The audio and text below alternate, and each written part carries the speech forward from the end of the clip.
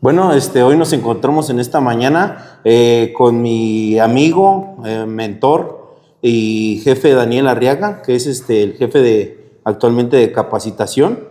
Jefe, buenos días. ¿Qué tal? ¿Cómo están? Buenos días. Muchas gracias por la invitación. Me gustaría que nos contara un poquito de su historia. Él es coordinador de capacitación actualmente en el área de Cruz Roja, Celaya, Guanajuato, pero él, la verdad es que su historia es muy amplia, muy vasta y desde hace mucho tiempo, de hecho desde que inicié el programa, tenía esas ganas de invitarlo porque para mí ha representado mucho y sé que tiene una gran trayectoria, jefe. ¿Cómo fue ese llegar a Cruz Roja? ¿Quién era Daniel Arriaga? ¿Por qué se metió a este rubro? ¿Empezó en Cruz Roja? Bien, bueno, pues hablar de mí va a ser recordar muchas cosas primero. Bien, pues mi nombre es Daniel Arriaga Morales. Yo soy originario de Cortázar. Cuando eran las inundaciones del 74, aquí en Celaya, mi papá me trajo aquí a Celaya. Entonces siempre lo acompañaba. Y en esa ocasión, un día anterior, escuchaba yo las inundaciones, ¿no? Escuchaba que se había inundado y que iba a llegar el agua y que tengan cuidado, que váyanse al Cerrito Colorado, ahí, porque va a llegar el agua hasta arriba. Pues realmente no, porque pues, Cortázar está en alto. Entonces, al día siguiente mi papá me dijo que lo que iba a venir a Celaya, lo acompañé, mi papá era comerciante, entonces lo acompañé, yo estaba muy pequeño. Y pues no, la central, que era nueva, estaba inundada. Todo lo que viene siendo esa zona estaban inundadas. Entonces los camiones se paraban ahí en lo que viene siendo hoy el templo de San Agustín por el Boulevard. Ahí se paraban los vehículos, llegábamos ahí, se paraba el autobús. Y mi papá compraba en el Mercado Hidalgo. Entonces, pues, escuchaba las pláticas de las personas ahí cuando compraba. Y la señora que atendía le decía a mi papá, no, es que aquí atropellaron a un señor ayer y llegó la ambulancia y se lo llevó. Entonces a mí yo me iba fantaseando en eso, ¿no? Y en ese momento que estaban platicando, pasa una ambulancia por el bulevar y como escuché la plática y vi lo que estaba sucediendo, ya desde ahí nació para mí una pequeña semilla, ¿no? Y yo decía, en ese entonces, miraba la ambulancia, no sé quién la traía, la ambulancia tenía una banderita roja, blanca y roja, y pasó con su sirena. Entonces, en mi interior dije, yo voy a estar ahí. Y eso fue mis inicios de la primera semilla. Posteriormente, pues ya fui creciendo, ¿no? Y entré a estudiar, y yo venía a Celaya aquí a estudiar. Entonces, cuando era el tiempo del servicio social, me fui a la resurrección, a las ambulancias, y le dije al que estaba ahí, no recuerdo muy bien quién era el que estaba ahí, y le dije que yo quería entrar. Entonces, en ese que llegó ahí, pues era un cuartito que tenía su bodega y tenía las sirenas y todo. ¿De qué años estamos hablando ahí? Estamos hablando de 1980, más o menos, por ahí esa época. Entonces, no, 79, 80 por ahí. Y me dijo la persona que estaba ahí tajantemente, ¿cuántos años tienes? Tenía 15 años. Estaba jovencito. Estaba joven y me dice, no, pues 15 años. No. Y volteé a ver a los de unos chavos que estaban de prepa. Le digo, ¿y cómo yo sí? ¿Tú vas a dar servicio social? No, pues no. Pues no. Vete, y ahora que cumpla la edad te vienes. Pues ya, me fui todo apachurrado ese día, ¿no? Y llegó el momento que, pues que yo quería hacer algo, y le decía a mi papá, yo quiero ser scout, papá, yo quiero ser alguien. Pues no existía todo eso ahí en Cortázar. Entonces, él me decía, no, vamos a buscar otra cosa. Siempre fui muy, pues, de querer hacer cosas diferentes, ¿no? A todos incluso a mis hermanos, muy diferente. Y hubo una convocatoria de un club de excursionistas y dije, ahí me metí a ese club. Entonces, como que existió un conflicto entre que íbamos a entrar muy jóvenes, pues 14 años, 15 años, a gente ya, chavos ya de 20 años, 25 años, y como que hubo un conflicto y se separó el grupo y nosotros entramos. Entonces un grupo que era como de montaña, de excursionismo, y ahí empecé con ellos. Cuando yo los miraba anteriormente, en la noche, rumbo a la cañada, se paraba el camión y los miraba que se subían con sus mochilas y todo por la noche. No, me emocionaba, me apasionaba, pero pues no podía ir todavía yo. Entonces, pues ahí comencé a escalar, a rapelear. Ahí empecé yo. Pero era deportivo, era todo deportivo. Como hobby, vamos a decirlo así. Como un hobby, era todos los domingos, ¿no? Eran unas friegas, porque teníamos que ir al Culiacán a caminar pues era lo que el grupo, ¿no? Era excursiones, senderismo, lo que se conoce hoy. Y no, quedaba rendido.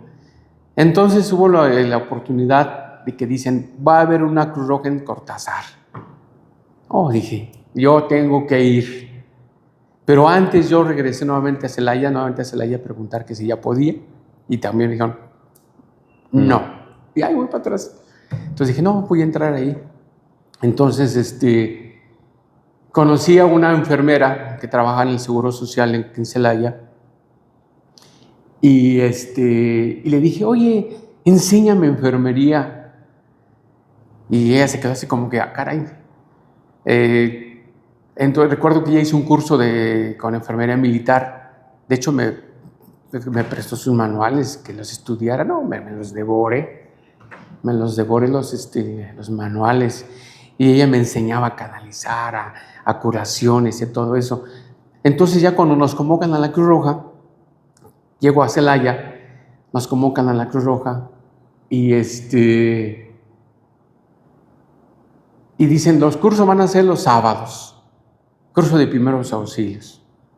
Pues ya estaba bien feliz y puesto. De ahí el curso duraba nada más 16 horas. Todo lo que era... Era... un 6 acciones como lo conocemos. Yo creo que hasta menos. Contención de hemorragias, ferilización. Había trabajo de parto, pero todo era platicado. Algo como de formal. Prácticas, nada de nada. Yo tenía mucha sed de tantos conocimientos. Entonces llego a la Cruz Roja en un momento de cambio, un cambio tremendo, ¿no? Donde los socorristas eran ¿quieres ser socorrista? Súbele. Ya sé que eran socorristas. Entonces yo decía, no, es que esto necesita preparación, necesita conocimientos, entrega. Pero pues yo estaba joven, o sea, y yo miraba a los demás, pues ya gente madura, gente de experiencia. Pero cuando platicaba con ellos, no tenía ningún curso de nada. Era empírico, les enseñaban cómo mover un paciente y eso les enseñaban. Era una salita chiquita, 2, 3 socorristas y hacían eso. Los demás no entraban. Okay. Entonces, cuando llego aquí, en el curso, en el Colegio México, me acuerdo muy bien de eso, y llegábamos todos así que a prepararnos. No, yo ya sabía muchas cosas. Porque ya había estado. Porque yo leía. Yo leía y gracias a esa persona, esa enfermera que, pues yo creo que miraba el set de conocimientos que tenía yo. Y bueno, pues empieza mi aventura. Me graduó, pero yo decía, no, pues esto no. Como que le faltan más cosas, no me llenaba. Entonces le decía yo al que era el comandante, que sigue siendo ahí mi amigo, ¿no? Le decía, pues hay que conseguir que nos ayuden, que nos enseñen. Y les dice a la Cruz Roja de León, que fueron nuestros impulsores, que nos ayudaran. Y fue como empecé. Cuando este señor se llamaba Nicéforo, no sé si viva aún, se llamaba Nicéforo, llegó él era el director de la Escuela de Socorrismo. Pues ya nada más con ese título, yo me quedé impresionado. Y ya nos enseñó realmente lo que no conocíamos en muchas cosas. No quiero decir que la capacitación que nos dieron al inicio estaba mala, pero yo necesitaba algo más. Como que veía la escasez o la fuente de oportunidades. Claro. Que... Entonces, pues no había nada, no había simuladores, no había lo que existe hoy, nada. No, sí. Nos tenemos un manual que hizo un enfermero, hizo ese manual. Ahorita se me fue el nombre, ahorita me lo recuerdo. Entonces él lo hizo. Él era estudiante de lo que viene siendo la escuela de enfermería.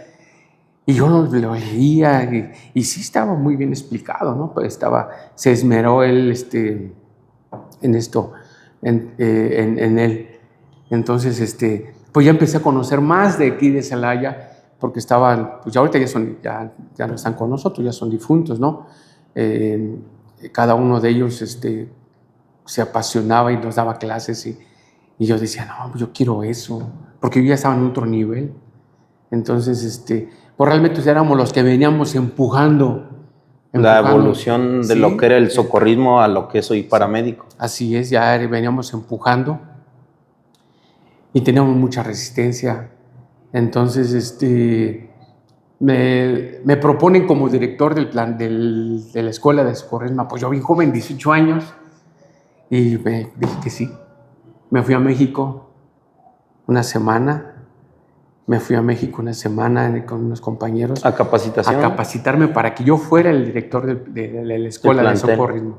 La escuela de socorrismo, porque no había ni planteles ni nada. Entonces, cuando yo llego a México, no, pues era todo emoción para mí, ¿no?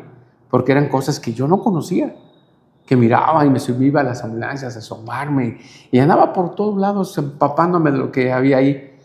Entonces, México ya era otro nivel, ¿no? Estamos hablando de México que era otro nivel. Ya empezaba con los paramédicos, ya empezaban los pininos de la capacitación. Entonces, pues ya regreso y soy el director del plantel. Pues, imagínate, chavo, 18 años, y los demás ya gente grande, pues no me la creían. No me la creían. Entonces yo nunca me desanimé a pesar de los malos comentarios. En la Cruz Roja siempre va a haber malos comentarios y pocos alientos que te digan, échale ganas, ¿no? Entonces empecé y de ahí doy el brinco hacia Celaya. Aquí llego a Celaya y pues aquí fue muy difícil el estar. Terminé la carrera en ese entonces, yo soy técnico en alimentos, terminé la carrera y pues ya, pues, ¿qué voy a hacer ahora? Y seguirle. Me vine aquí y empecé con la guardia de los jueves, porque trabajaba en la semana y era el único día que podía. Entonces me vengo aquí, tuve grandes compañeros aquí, pero yo miraba la carencia de muchas cosas, ¿no? Entonces,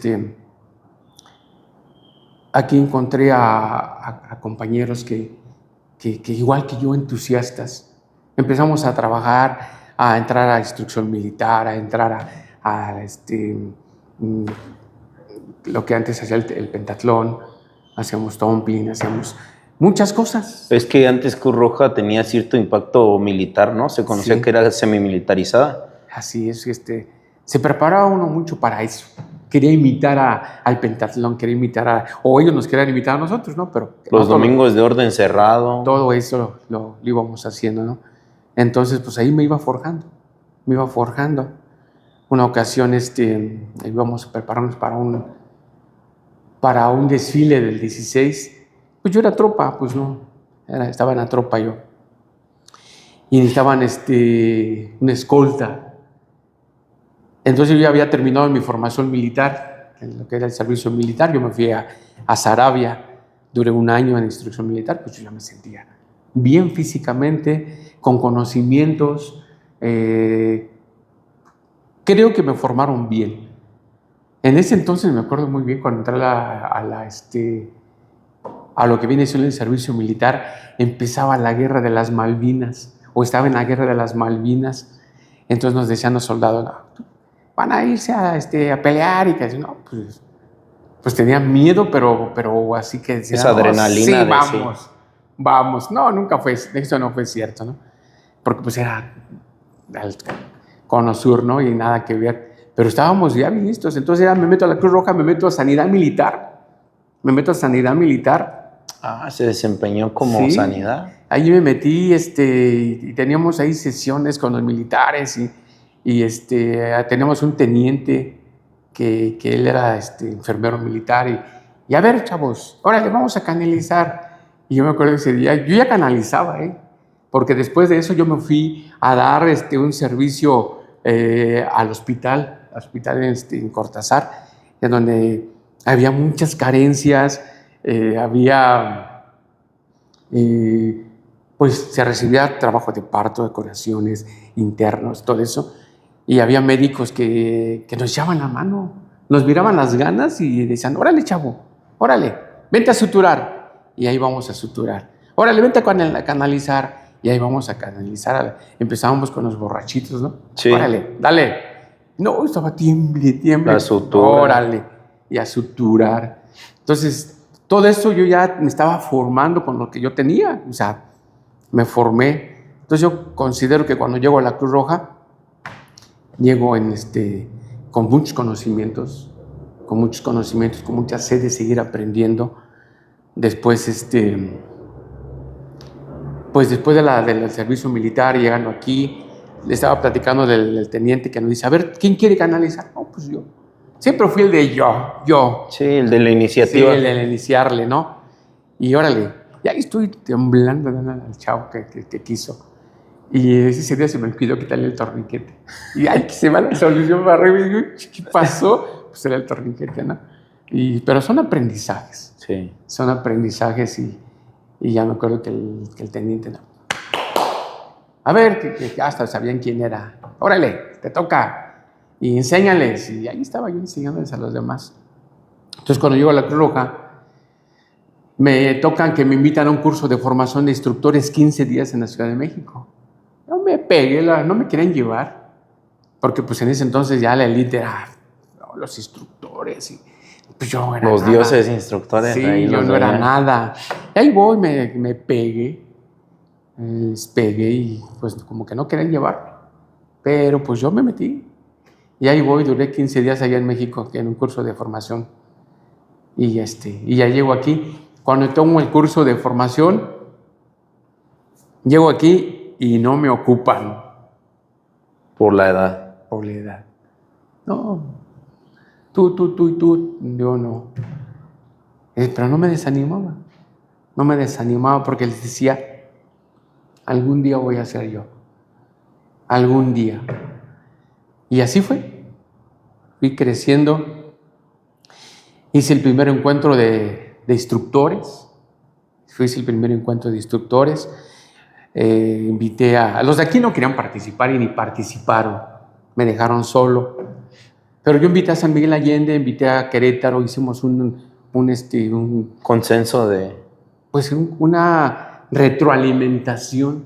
Yo estaba fascinado porque pues en el caso de San Miguel Allende trajo sus simuladores, sus maniquíes, y aquí no había eso. No había eso, o sea, te decían, a ver, todo apachúrrala allí, todo esto, y no era lo mismo. Entonces yo quise traer eso y vino Cortázar y vino San Miguel Allende, como decía, Querétaro. Hicimos nosotros nuestro propio evento. Fue el primero que hicimos, que hice yo ya en tiempos modernos. Como te decía, yo venía empujándolos. Y no, pues me echaba muchos enemigos encima. Sí. Muchos enemigos encima. Entonces, me acordé del enfermero Lalo, que en paz descanse, y el doctor Pérez, que también, Román Pérez, también que en paz descanse.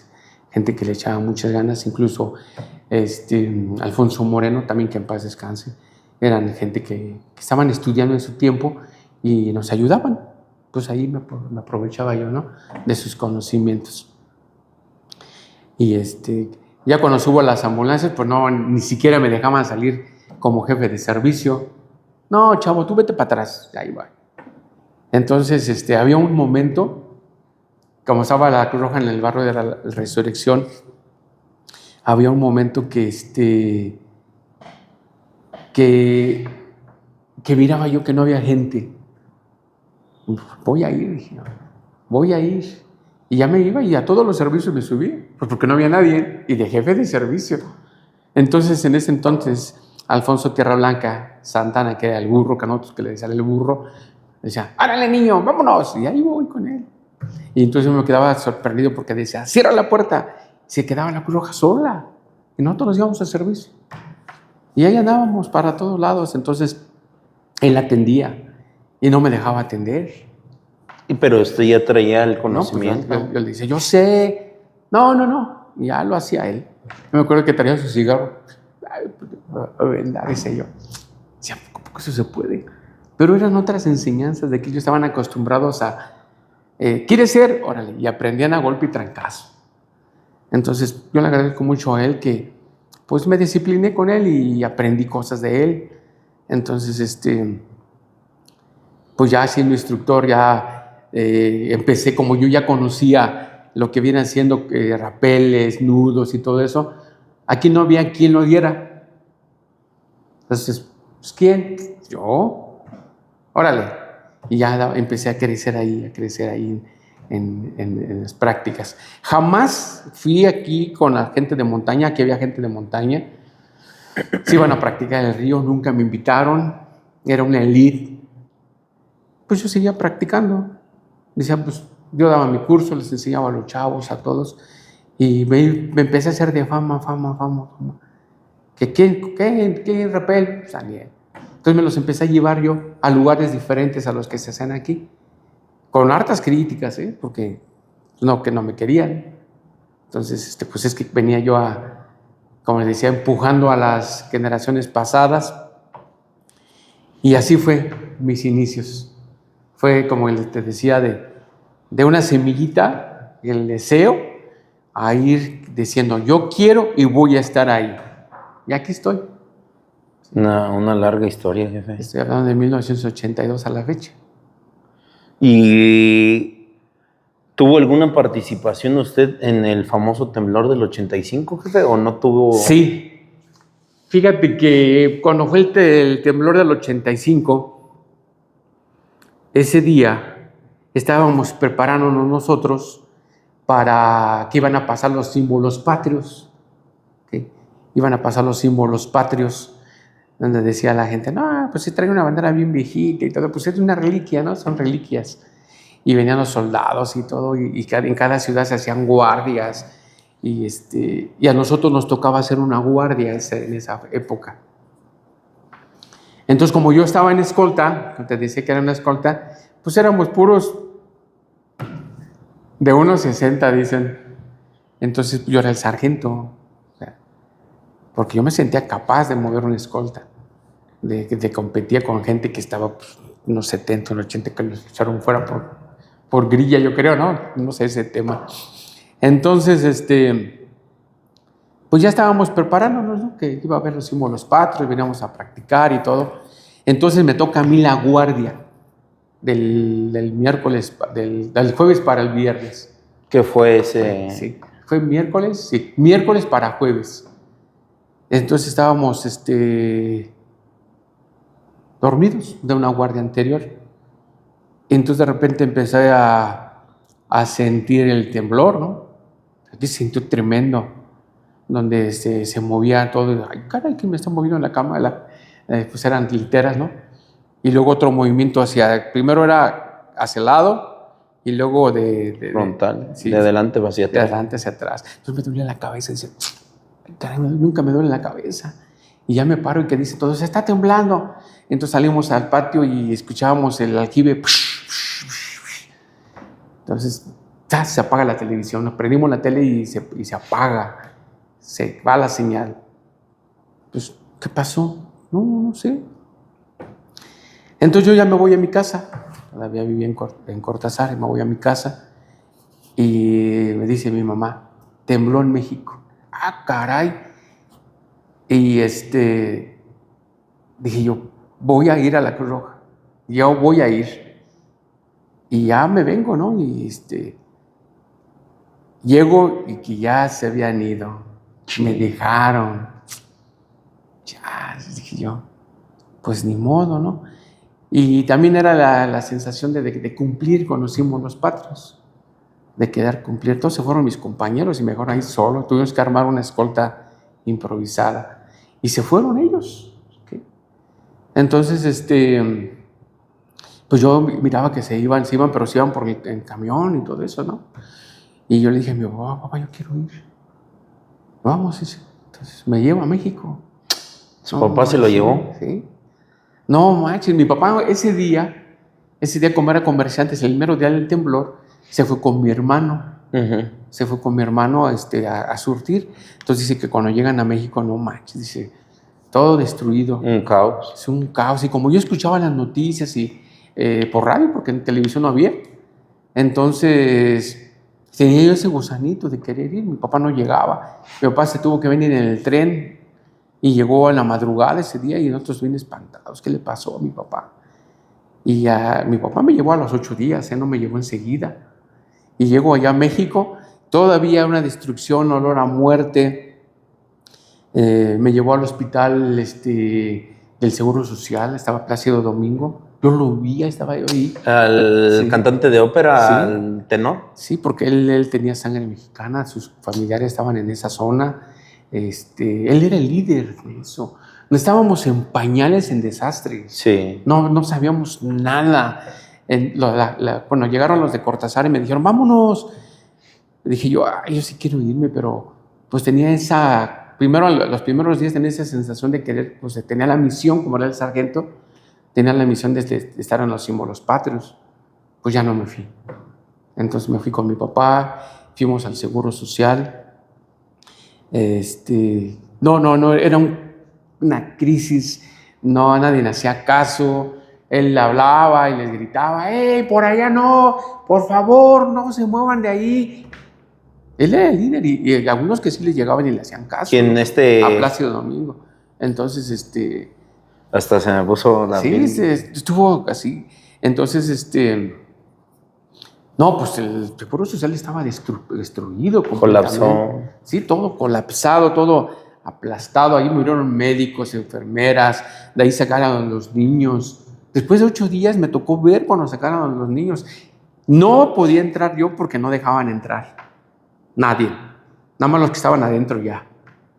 Si tú querías entrar, no te dejaban. Uh-huh. Ahí duró la gente rescatista días, horas. Ahí se dormían, ahí comían, ahí todo. Pero no te dejaban entrar. Era como muy así. No tenían lo que actualmente se conoce como sistema de comando de disidencia. Eso ni siquiera conocía aquí en México. No había nada de eso. Después de que ya olía mucho a cadáver. Entonces mi papá dijo, ¿sabes qué? Es que yo tengo que ir a comprar. Fuimos a Tepito. No, pues Tepito estaba devastado. Y entonces cuando llegaban las donaciones, llegaban personas de buena voluntad con comida. Y pues se formaba la gente que no necesitaba. Y me decía mi papá, fórmate. No, papá, pues es para la gente que no tiene. Pero mira, ellos se lo están llevando. Ya, pues dije, bueno, pues, no, pues ni alcancé. Entonces, empezaba a ver gente de cola del agua, teléfonos, llegó Telmex y puso sus teléfonos en cabinas como unas combis con un montón de teléfonos. Entonces, todo eso para mí era impactante. Eso me fue formando de lo que yo ya pues hice. Cuando sacaron a los niños, pues yo miraba cuando los sacaron con sus cunitas. Y cuando lloraron, no manches, hasta se ponía la piel de gallina. O sea, decía, ay, caray. Que los niños después de tanto tiempo ahí encerrados, sin comer, sin ya fallecidos. No, vivían, estaban vivos. Entonces, el sufrimiento que pasaba. Los llevaban a una casa, como una especie de casa de campaña. Él los recibían los médicos y ya los entregaban. Y ya los niños estaban llorando, ¿no? Los camarógrafos ahí. Entonces eso, pues yo no podía estar ahí, pero lo miraba. Y cuando me encuentro a mis compañeros o me platican mis compañeros, me dicen que les pasó lo mismo. No los dejaban entrar. No. Les decían, ¿sabes qué? Tú vete allí, párate allí enfrente de ese edificio con tu ambulancia. Si te necesitan bien, si no te vienes. Ahí se quedaban todos. Pero entonces, ¿quién eran los que entraron, jefe? Los soldados, los improvisados, los pseudo rescatistas, todo eso. No había nadie. Los topos se hicieron ahí. Era gente que se metió, que no eran ni topos. Les llamaron topos porque ellos empezaron a hacer los huecos. Canales de lo que había de lo natural, se metían. ¿Quién trabajaba ahí? La gente de montaña. Sí, pues ¿qué tiene que ver la montaña con eso? No. Nada que ver. Entonces, pues eso fui viendo, asimilando, diciendo, se tiene que hacer algo, tengo que aprender más cosas. Y te digo, fui a Tepito, empezaron a vacunar a diestra y siniestra, no había así que dijeran un estudio. Un protocolo. O si lo había, pues no se conocía. ¿De qué estaban vacunando? Contra tétano, cólera, tifoidea. Lo más latente en ese momento. Entonces, pues era un recurso que, pues la verdad no sé si se necesitaba, porque pues es ganar, es invertirle ahí.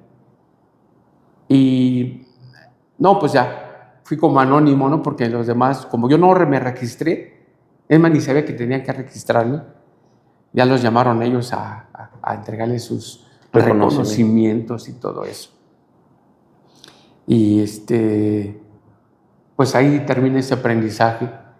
Hubo en ese momento, en ese lapso del temblor, cuando usted ya estaba en México, ¿hubo alguna experiencia que lo haya marcado, que hoy en día todavía la tenga presente? Pues la experiencia que yo vi fue la falta de conocimiento, la falta de organización, eso. Entonces yo venía con eso de que tenemos que aprender, tenemos que cambiar la Cruz Roja, tenemos que cambiarla. Entonces cuando yo ya había la oportunidad de ingresar a las conferencias, en las convenciones de desastres, yo ya iba ahí para aprender qué hacer en una situación de desastres. Y te digo, esto estaba en pañales, porque nosotros éramos el cambio, era llegar a revolucionar la Cruz Roja. Lo que era. Ese era lo que vivimos nosotros. Y pues llegó el momento en que éramos puros jóvenes en las ambulancias. Los viejos eran bien contados. Éramos realmente una gente, una Cruz Roja de jóvenes, con deseos de ser diferentes, con deseos de cambiar. Y eso me marcó. Dije, vamos a aprender más.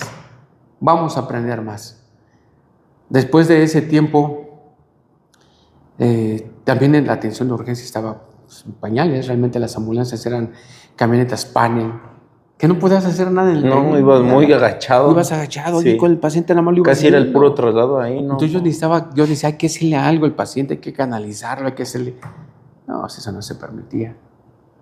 Entonces llega el tiempo de ser paramédico. En México fue en los 80, cuando empezó después, ¿no? Del 85 se hizo la amargación. Ahí se hizo que los paramédicos, era un grupo selecto de paramédicos. Cuando yo llegué ahí decían, los pseudomédicos, les decían así a los paramédicos, así despectivamente, ¿no?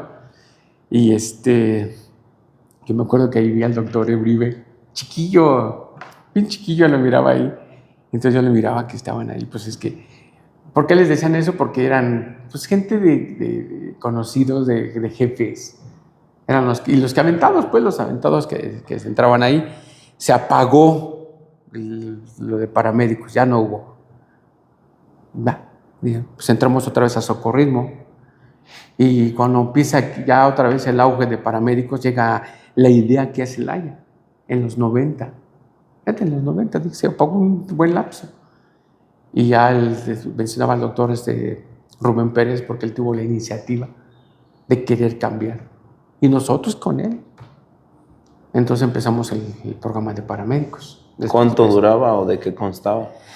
El programa de paramédicos, bueno, nosotros duró un año y medio. Un año y medio. ¿Qué es el que conocemos actualmente? He tenido muchas variantes, muchas evoluciones. Entonces, en ese entonces, pues llegó el equipo, un montón de equipo, que decía, ¿esto para qué sirve? ¿Esto para qué?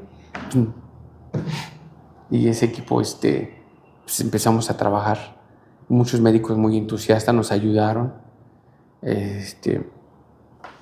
Y empezamos a crecer. Yo soy de la primera generación de técnicos. Del TUM, Sí, de del técnico. TUM. ¿Ya se Pero en le ese llamaba entonces así? se llamaba paramédico. Y Paramédico teníamos- era el curso, no era técnico en no, urgencias era médicas. paramédico y teníamos una estrella de la vida. Después se quitó. Hubo un conflicto con la Cruz Roja Internacional y el emblema, el emblema y el logo de Es que era la estrella de la Estrella de la vida, Vida. la media luna roja Ajá. y la cruz roja. Pero la estrella de la vida no era de la Cruz Roja. Entonces Era- hubo ese conflicto Ajá. y cambia.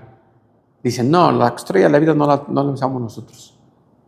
Pues yo no entendía muchas cosas en ese entonces, ¿no? Estábamos en pañales, también en conocimientos de la historia.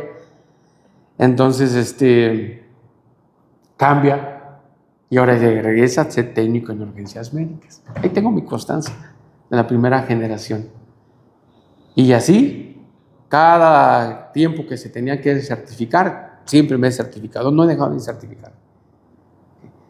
Hoy tengo que competir con jóvenes, no manches, pues que ya son muchos más conocimientos. Tengo que competir para estar vigente, estar vigente. Los nuevos chavos seguramente dicen, ay, mira esos viejitos. Ahora, como yo les decía antes, no, mira esos viejitos, ahora nos han de decir a nosotros, pero nosotros somos el precursor. No Sí, es la existían- historia que trae. Entonces, sí había camillas rígidas, medias tablas, había todo eso, pero no lo sabíamos utilizar ni para qué. Empacar ni siquiera se sabía. ¿Por qué llegaron? Pues porque llegaban con las ambulancias gringas llegaban en trenes, Venían equipo. empaquetadas. O nos daban el desperdicio gringo y aquí lo teníamos. Tristemente sí, jefe. Que cree que allá he estado por Estados Unidos. Tuve la oportunidad de conocer un bombero, solo que no lo pude entrevistar.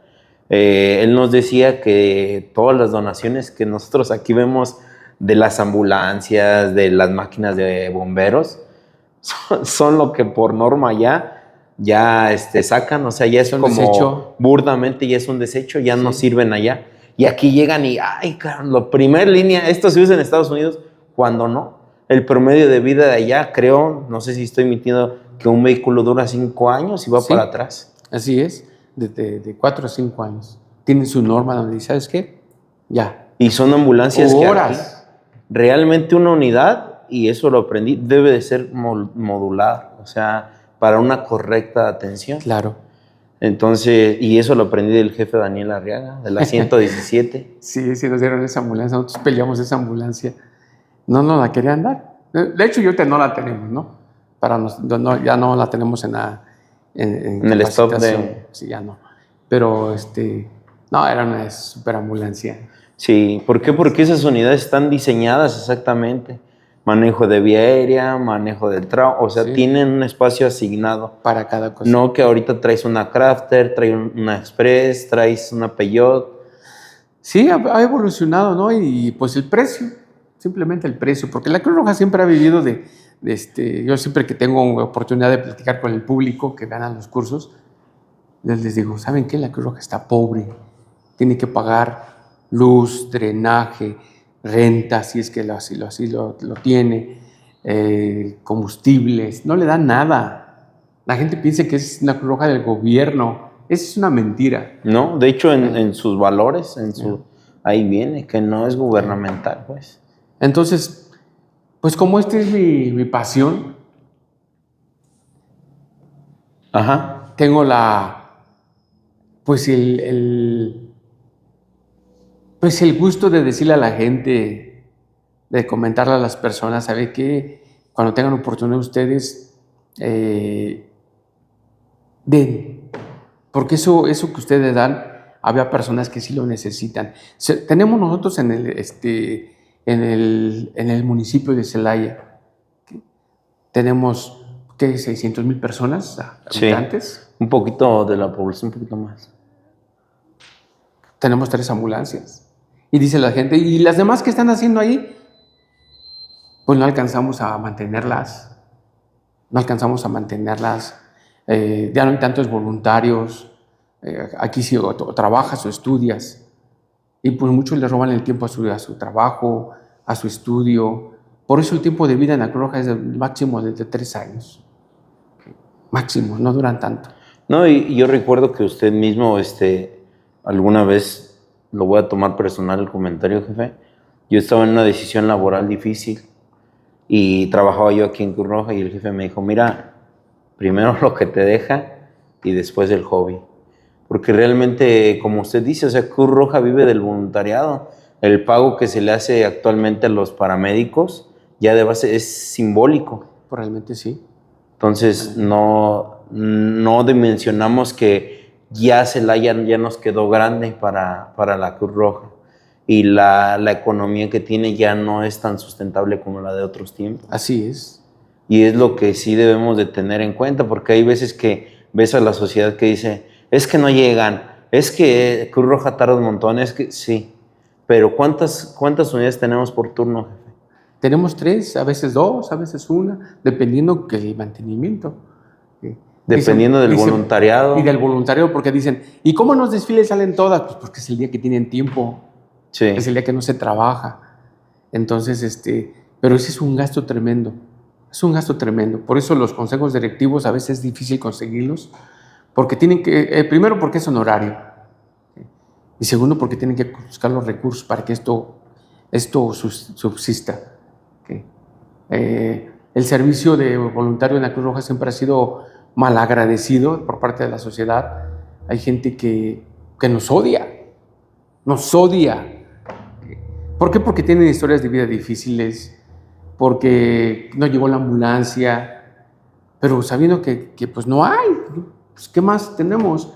Simplemente el gobierno tiene 2 ambulancias, el ISSSTE tiene más, pero pues es más ni tantas, porque no son traslados salen. programados, el Seguro Social igual, las particulares pues de eso viven.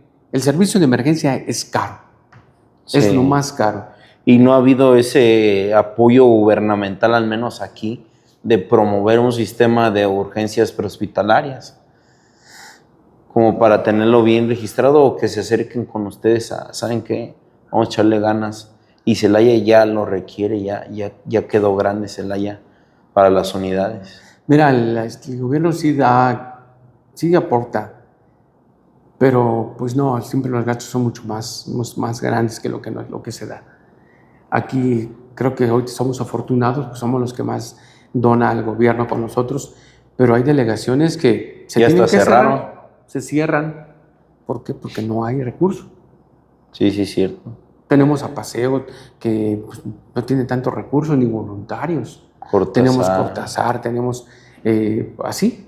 Llegas tú y ¿dónde está? Pues no hay. Tienes razón. Entonces el servicio de emergencia en México está muy deficiente.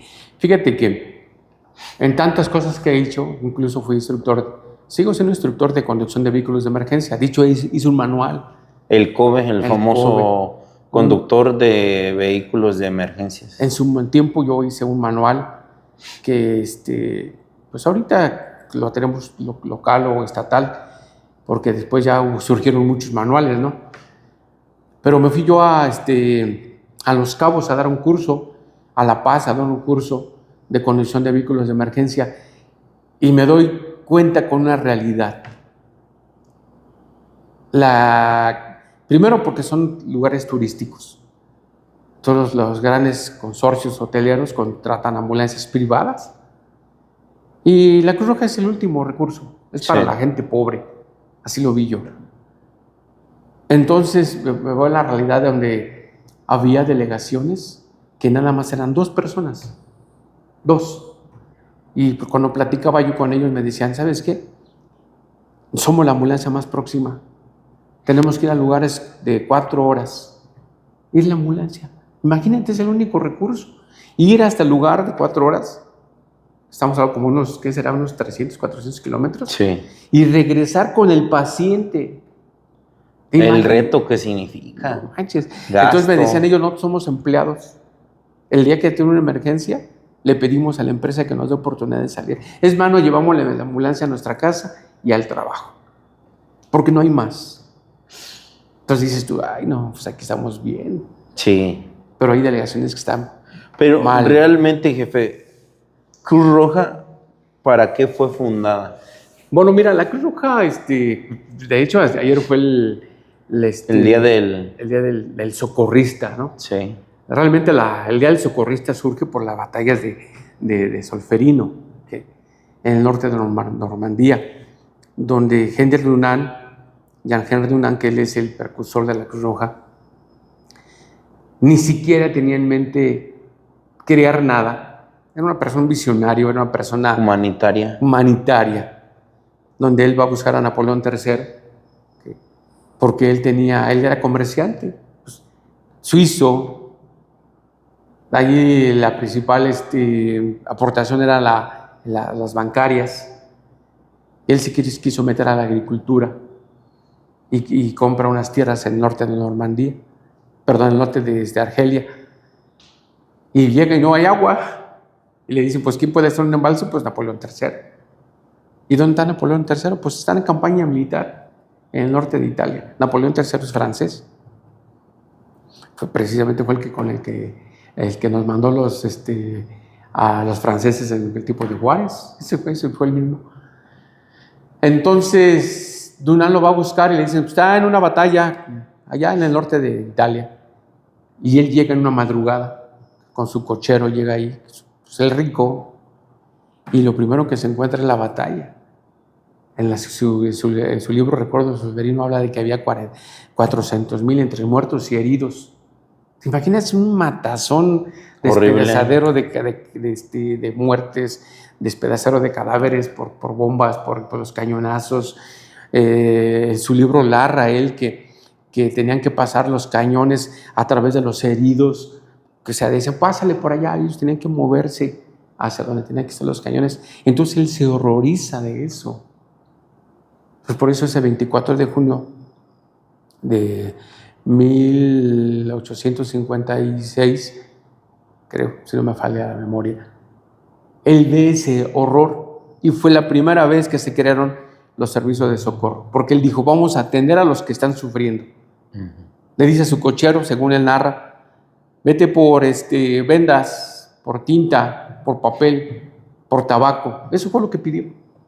Y vete a un pueblo cercano y busca eso. Y él se acerca a Castiglione, un pueblito, y ve con las personas de ahí, las señoras, los ancianos, los jóvenes.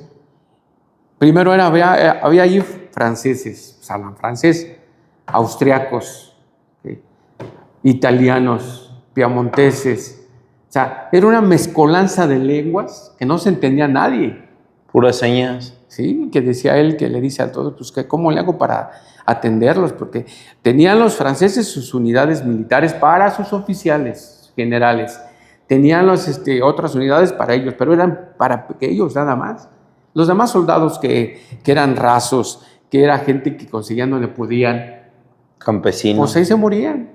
Sí. Que los atendía nadie, nada más pedían agua. Entonces él empezó a juntarlos, ahí los lleva al pueblito de Castiglione y la iglesia del pueblo lo habilita para meter a los heridos. Y él recogía a todos los que se encontraban. Por eso le dicen al sur que la palabra de tutti fratelli, todos hermanos. Porque de Italia. Tutti fratelli. Y él empezó con eso. Entonces, por eso el 24 de junio es el Día del Socorrista.